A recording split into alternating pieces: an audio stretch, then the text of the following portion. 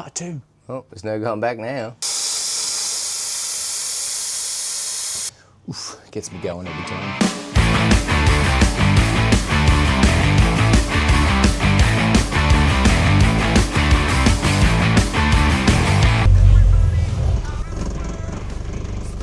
Very good. The new little idler arm that we put in, the roller bearing one, that is heaps better. I can feel just by going out the driveway, turn around and come back in. It is so much lighter on the steering. So if you guys want info, on eBay, best 300 bucks I spent. That feels way better. Anyway, on with the video. Yeah. So welcome back for part 2. I'm not too sure exactly where I want to start. I either need to rip the interior or jack up the back of the car. I've got to pull the fuel tank. Got quite a bit of fuel in it, so I need a thing I can drain it into. Anyway, I've got my leaves here now, so that's good. I've got to order some bushes. I don't really know. I don't know. And I'm undecided yet if I still want to paint the roof or not. Oh, it's so dusty. Wow. Let's not do that. Yeah.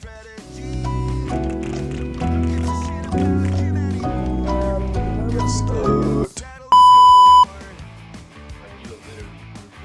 If I pull the seats, carpet, door cards, all the stuff off the dash, I don't know where I'm going to put the seats actually. Yeah. Let's pull this interior out. Man, they must have been sitting in here for like months. That's what happens when you work on the car. All these tools got left in it. I've been looking for my 3/4 inch ratchet for God knows how long. And the infamous 10mm. Now let's actually get the seats out.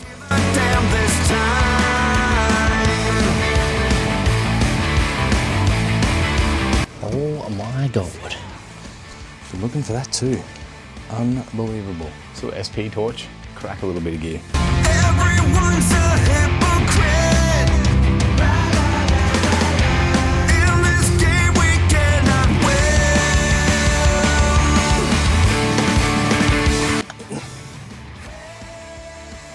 So as you guys can see, seats are pretty clapped. So I had a towel and like the Mexican throw blanket, which I actually got from Voodoo Rod and Custom, I think they're called, up at Andina. Dude, there's really, really nice guy. Anyway, so yeah, definitely seen better days. Like it's flogged. So we'll get all these pulled apart, send them over to a very good friend of mine, which is Cameron from North Coast Custom Trim. The man is an absolute genius. He just is so good at what he does. If you haven't seen him, I'll leave his Instagram link below here for you to go check him out. But he's a top dude and he just does crazy work. Now we got the bottom of the back seat. The bottom of the back seat's actually pretty good. So top half of the back seat has definitely seen better days. So it's all pretty chewed up there as well. But as I said, Cam will replace all this and make it look brand new again. Man, that was a mission by yourself. Let's get this carpet out. But everybody's singing along. It's okay, we'll all soon be gone. I did put some of the car builder's sound ender down not long after I bought this car. So I was really happy with it. Hence why I went the texture coat all underneath. I'm probably gonna do the roof skin, I think. I don't know yet. I've run all that down there. I've also got their acoustic lining on the firewall, which actually made a massive difference. I was really impressed with that. We have to cut up the rear end of the car, so that stuff that I've already put down now is gonna have to be pulled up, but that's all right. Now that I have got the seats and the carpet out, I do need to get the fuel tank out. So if anyone that doesn't know these cars, the fuel tank is the floor of the car. Like literally is the floor. So we've got to pull all that out. I don't have any way of getting the fuel out of the tank. So quick trip to Bunnings and we'll fix that up. The other half is fake, but everybody's singing along. Maybe that might work too. Hey, what's the matter with the bright red lights?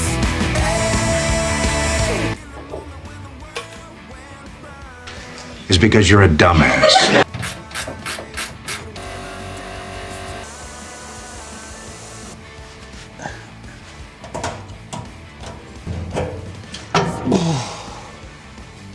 On fuel tank. Little sender unit lines there, the fuel lines there. I am going to leave the sender line where it is. The fuel line on the other hand, I am going to pull that right the way out from the back. Ow! Oh, I just smoked my ankle on the fuel tank. I'm going to replace the fuel line that goes under the car anyway, so I'm not too concerned about that part. But I'm going to remove it that way because we do have to cut out part of the internal part of the body. So the fuel line's going to get in the way of that. Hence why it's easier just to replace it.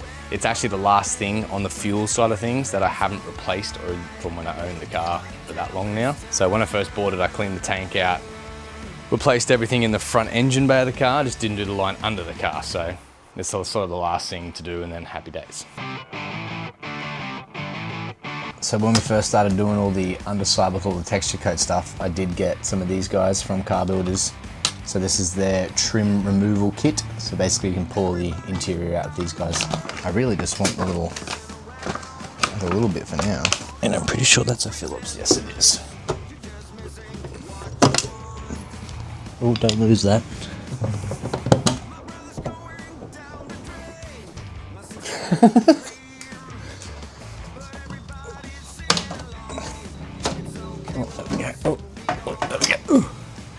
There we go. Wow. Man, whatever deadener they used is really gnarly stuff.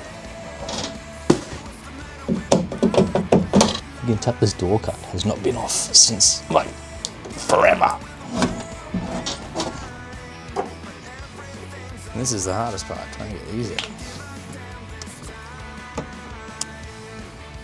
Oh, yeah. And that's exactly why I did not want to take these off until I was ready to replace them, because I knew they were going to be bad.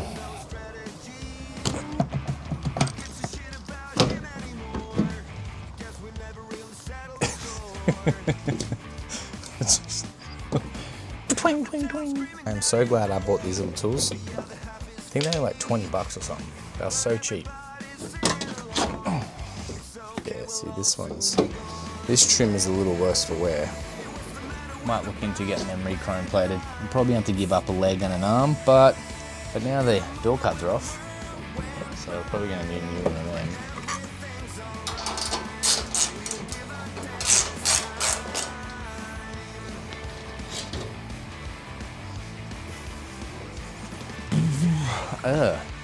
Ew. That looks gross without the visor. Gotta use the good vacuum. Sorry, babe.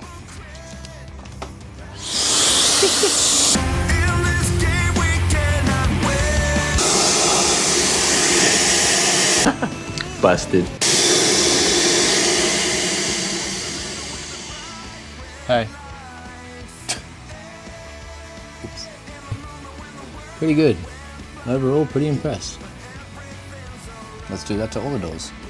Am I too close? Nah, I'm pretty good. So I've been struggling with this black tar stuff. Took me ages to get it off the driver's door. And massive shout out to my dad with the old school tricks.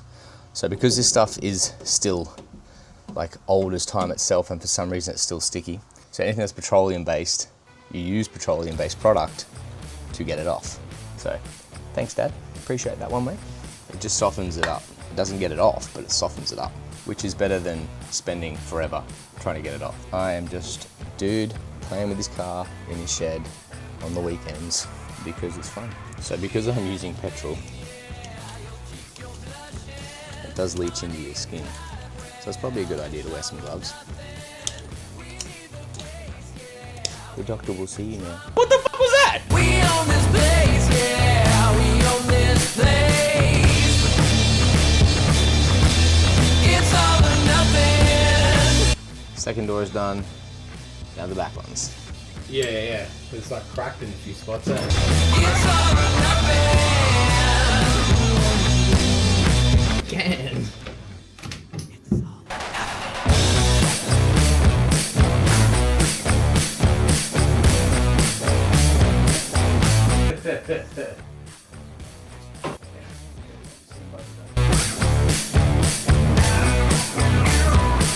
What are you doing, bud? What are you doing, man?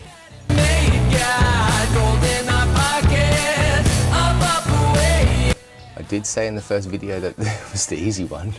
This one, oh, we've just created a mess. I know you guys are probably like, oh, why are you doing it that way for? Because I've spoken to Cam and he's told me just to cut it out this way because it is by far the easiest way to get this thing out. Little piece of trim just here that holds the windlace and the lining in, which is actually an absolute pain to try and get out. So this way, it's heaps easier.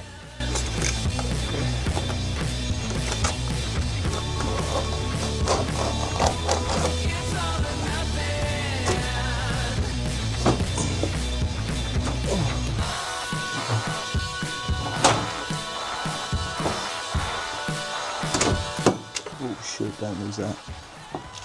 Cam already told me that little part is really important. Oh, what have I done? Bullshit. I need to write down in each bag what that is.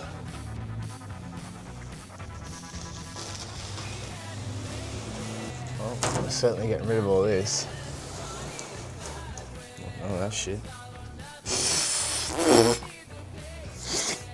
Oh, this is gonna take so long.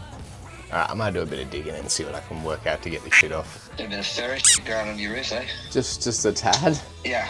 How do I get that Good up? question. That's a good question. Yeah, I don't know. I don't know either. I don't know. Yeah. You could probably try scraping it off with a razor blade or something like that.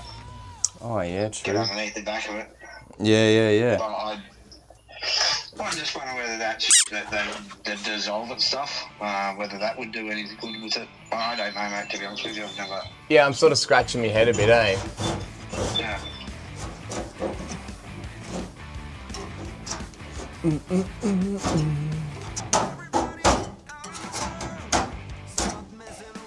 Cue the music.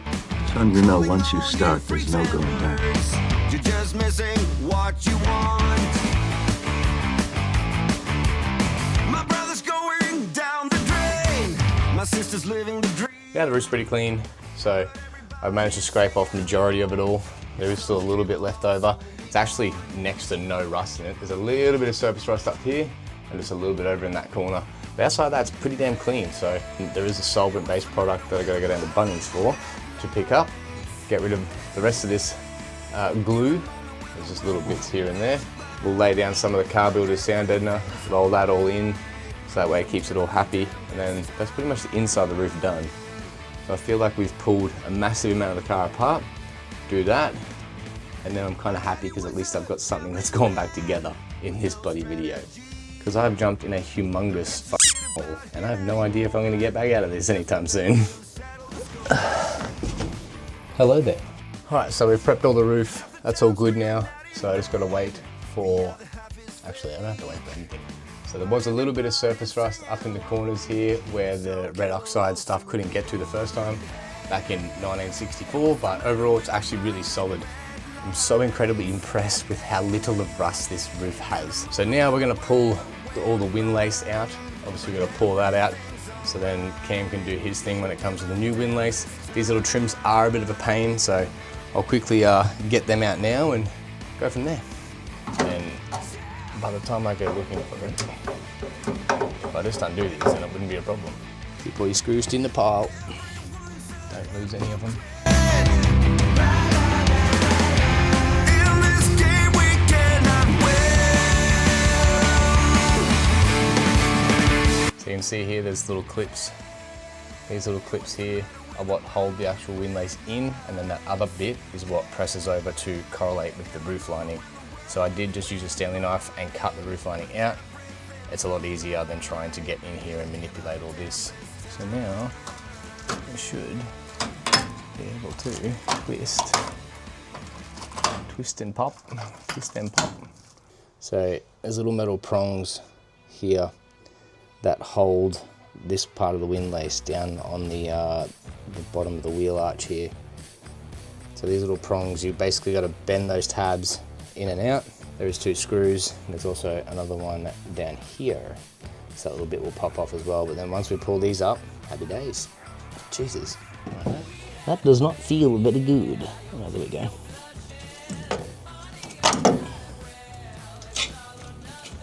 Okay. Right, windlace going. Quick little clean up here because I've got some shit on them. See? I've got an armada of zippy bags, but that's fine. That's what they're there for. They're all labelled. So that way we don't bloody lose anything.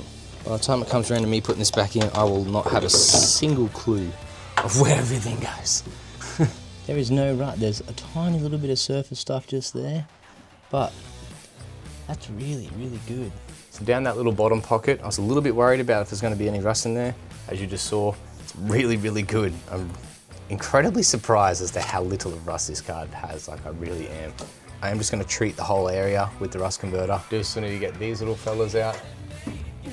All right. So rust converter's all done its thing, and I have wiped all the excess off. It's worked an absolute treat.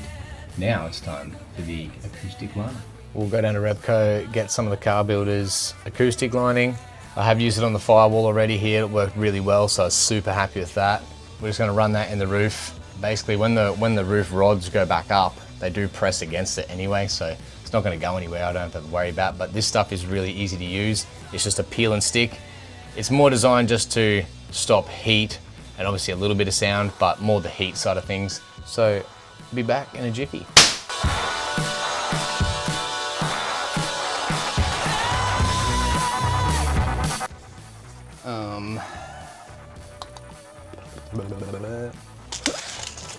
Alright, so this is stuff I had left over from when I first did the Falcon. There is still a few sheets in here.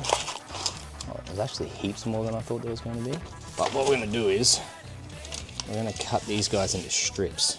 You'll probably get like three strips per piece, I think. Well, this is the last little bit that I've got left over from the firewall, so we'll use that part first. This stuff is really easy to use. It's literally just a simple peel and stick. You literally just peel it off and stick it all up, and then you're happy days. All right, so I'm thinking that if we go like that, yeah, I think that'll work good. Most people do their whole roof. I'm not doing the whole roof in the sound deadener. Sound deadener is just really there just to help support the roof a little bit more than what it is. The insulator stuff is mainly what I'm going for the roof of this. Yeah, so it's basically 600. 600 divided by 4 sections is 150. Oh my God, man, why is my brain not braining today?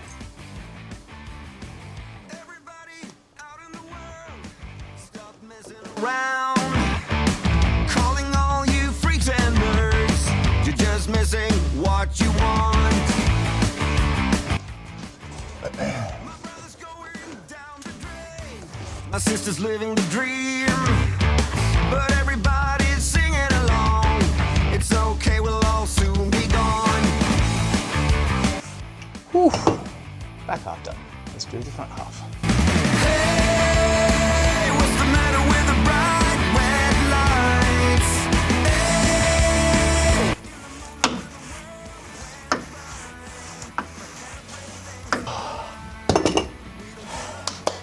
Wow. Acoustic lining's in. Happy days. So we'll let that do its thing. We'll come check it out in the morning. All right, so that pretty much wraps up this episode. I am stoked I got the roof done. Really happy about that. I'm really, really happy with that. There's very little rust, which I'm so incredibly stoked for. I have ordered a heap of parts. I have a lot of stuff going on at once for this car, so got to wait for that. In the meantime, we are going to do a little bit more work. Going to get the rear end up, start doing it, so hang around for the next episode because we start ripping into the back. I'm not too sure what to expect yet, but we'll play that one by ear. But I'll see you guys in the next one. Cheers.